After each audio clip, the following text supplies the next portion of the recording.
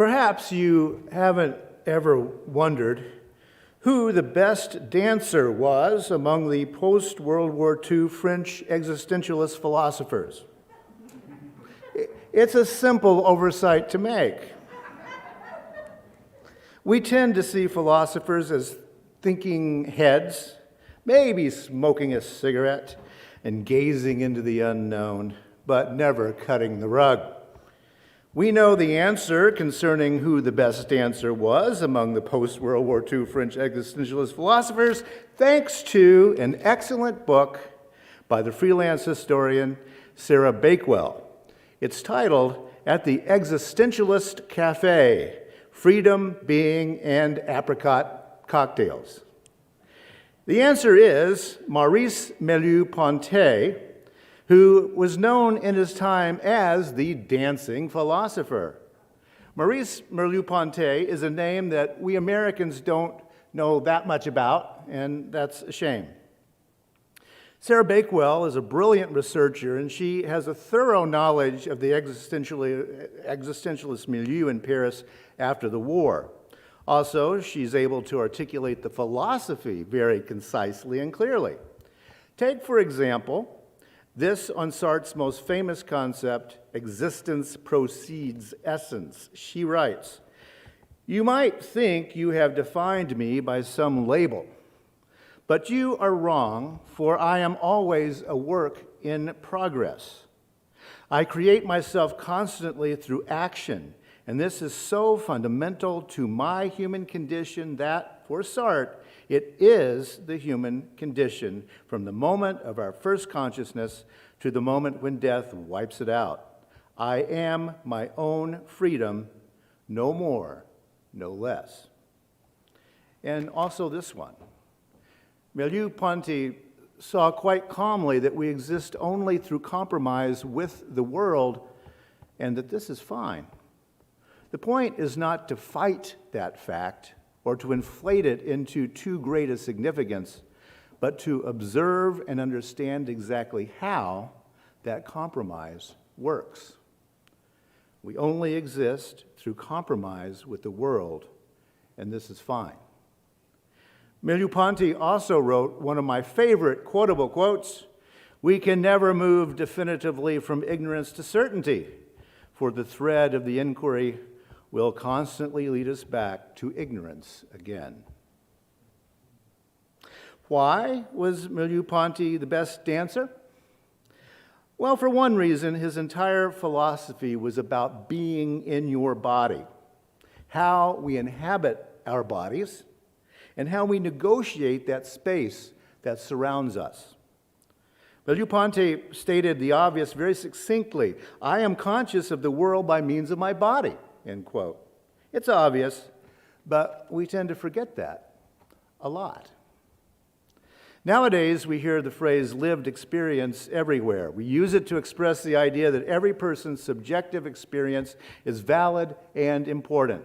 We use it to point out what at first appears obvious, but upon examination is not so obvious, which is your lived experience and my lived experience are not the same.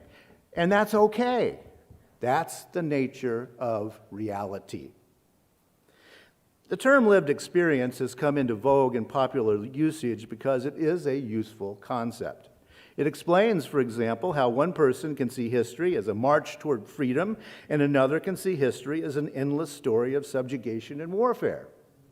Yet, as so often happens when a philosophical idea somehow gets loose from the academic world and enters into the popular imagination, in common usage, it's not thoroughly expressed or nuanced. But that's one of the things we humanists attempt to do. We want to think things through and see the nuance. The idea of lived experience comes from a European philosophical tradition called phenomenology. Phenomenology. Merleau-Ponty was a phenomenologist. The whole point of phenomenology is about how to live in your body. Hence the term lived experience. Lived experience is your subjective narrative based on how you have existed in your body in the world. I, for example, grew up very poor and experienced malnutrition as a child. So my bones did not develop properly. I have bent legs and a swayed back. The older I get, the more this matters in terms of how I get around in the world. Every step I take is a reflection of my lived experience of malnutrition. It's part of who I am, even though that experience was 5 decades ago. Now, I'm not saying poor me because that's a silly use of my time and your time. Rather, I'm saying that for all of us, our bodies and what those bodies have experienced is of the utmost importance in our own understanding of ourselves in the world.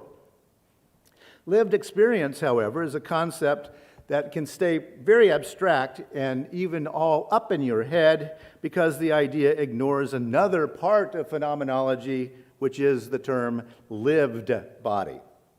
Lived experience comes about because of our experience in our lived body. Merleau-Ponty wrote, quote, "True reflection presents me to myself not as idle and inaccessible subjectivity, but as identical with my presence in the world and to others. As I am now realizing it, I am all that I see. I am an intersubjective field, not despite my body and historical situation, but on the contrary, by being this body in this situation, and through them, all the rest," end quote. Identical with my presence in the world and to others. Being present. That's just a couple of words, but it's one of the most difficult things any of us can ever imagine doing. We just don't learn that in U.S. culture. Merleau-Ponty used a simple exercise to explain the importance of lived body. Whatever you're doing right now, all right, sitting, standing, walking, lying down, whatever you're doing, stop and mentally examine how your body feels in this moment. What does sitting down feel like? What is it doing to your knees, your ankles, your muscles? And now, then, try to express that in your mind in words. And for most of us, that's almost impossible. Merleau-Ponty insisted right there is our first human problem. We don't even know how it feels to be in our bodies. Sure, we're aware of extraordinary things. You know, you stub your toe late at night, you run up several flights of stairs. We do not, however, grasp what it feels like from moment to be in our bodies. This is the point at which another existentialist, Simone de Beauvoir, went to town, as we say in the South. Since we understand so little about how we feel within our own bodies, we can even be misled. Beauvoir says that women are sold a narrative about their bodies that is mired in patriarchal assumptions that create a self-imposed, subjugated reality. I'm to this, I'm to that, I'm not this, I'm not that. Self-imposed subjugation. Because we don't know how it feels to be in our body. Those experiences then and other personal experiences add up to that lived experience, as we call it. We also call a lot of that negative self-talk nowadays. Merleau-Ponty and Beauvoir are there to tell us the way Christian Europe and all of its colonies, the way Christianity has taught us to deal with the very natural human feelings of passion and angst and unease, is to ignore our bodies. The equation taught us is spirit good, flesh evil. Ignore the body and improve your soul. Merleau-Ponty and Beauvoir are there to say that's exactly the wrong way to go. To be in any way whole and present, we must embrace both our own lived experience and our lived body. This line of thought reminds me of a poem by Ezra Pound, the American poet from the 20th century, who made the term "make it news" synonymous with modernism. The poem is very short and it goes like this: "And the days are not full enough, and the nights are not full enough. And life slips by like a field mouse, not shaking the grass. That's the poem. And life slips by like a field mouse, not shaking the grass. Ezra Pound is describing a life lived out of your own body, ignoring your body, and the feeling of being utterly alive doesn't enter our minds. It remains ethereal. We are never experiencing enough, and our life slips by like a field mouse, not shaking the grass. What is being described there is not a life well lived in your body. Now, our theme for the month of March is renewing commitment. The first commitment all of us has to do, is to commit to ourselves to live that well-searched life of meaning, purpose, and justice-making. Yeah, philosophy and theology can seem very abstract, but existentialism is there to be the opposite of abstract. I'm reminded of the lives of the existentialists as I've watched the war in Ukraine unfold these past days. The existentialists were all young adults during the Second World War. Merleau-Ponty was a French soldier fighting the Nazis on the front line and was wounded as the French army collapsed. After the Nazis had captured Paris, Merleau-Ponty founded an underground resistance group with Jean-Paul Sartre called Under the Boot. Sartre also fought on the front lines and was captured by the Nazis and spent time in a prisoner of war camp. And Beauvoir taught school in Paris all through the war. Paris was not severely bombed. The Nazi leadership thought of Paris as one of the centers of European civilization, and they treated the city, if not the people, with respect. The cafes, the theaters, the museums, the schools and universities all stayed open all through the occupation. The occupation years were a very surreal experience for Parisians, going to the usual cafes and shops during the day, hunting and being hunted by Nazis at night. When the Allies invaded Europe, they first chose to avoid Paris. There wasn't a meaningful Nazi presence there, and they didn't want to waste troops on a rearguard action. At that point, the French resistance, including Merleau-Ponty, openly fought the Nazis in the streets until finally the Allies took notice and realized the symbolic value of liberating Paris. The existentialists had lives, very dangerous and often controversial lives. Beauvoir was raised in a strict Catholic household. She attended a convent school. She was very pious until she began asking questions. She became an atheist, saying, quote, "Faith allows an evasion of those difficulties which the atheist confronts honestly." And that fairly well sums up the existentialist project in general. Faith allows an evasion of those difficulties which the atheist confronts honestly. Beauvoir insisted that her body was her own, another very radical thing for women to do at the time. She and Sartre had an open relationship all of their adult lives. Beauvoir was openly bisexual. She joined with other French women in signing a petition declaring they had had abortions, even though abortion was illegal at that time in France.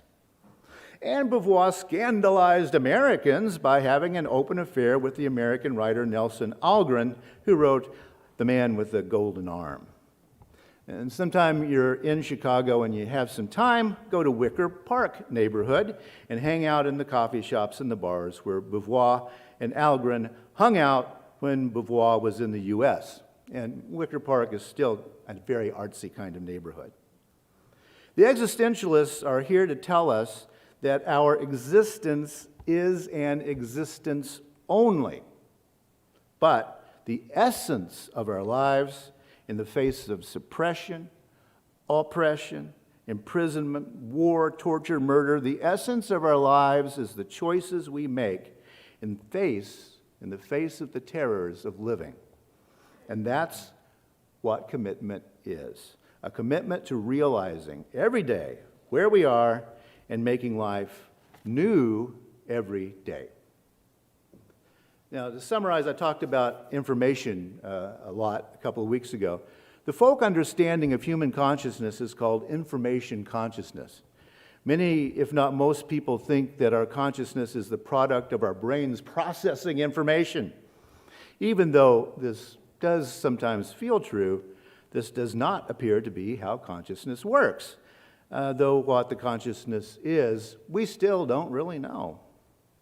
Merleau-Ponty had a theory based on the concept of a lived body, and he called it intercorporeality, intercorporeality, by which he meant that we are what we are and think what we think based on our interactions with our own bodies, but also others, not only partners, not only our relatives, relations, but every person we encounter, every living being we encounter.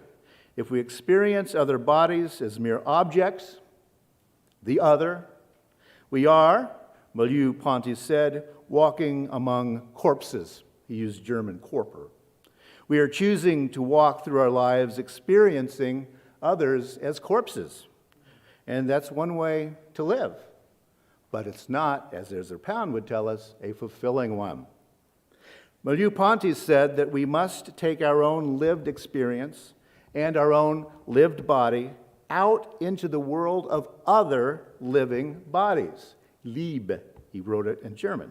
Realizing that our very thoughts and very being are created by intercorporality, a living body among other living bodies, and plants and animals, the planet, and all other living things. Now, I invite us all to live in that place. That'll make it new. See if you can. It's a place of compassion. We can get there by recommitting to making it new every day. It may or may not make you a better dancer, but it can make us all better human beings.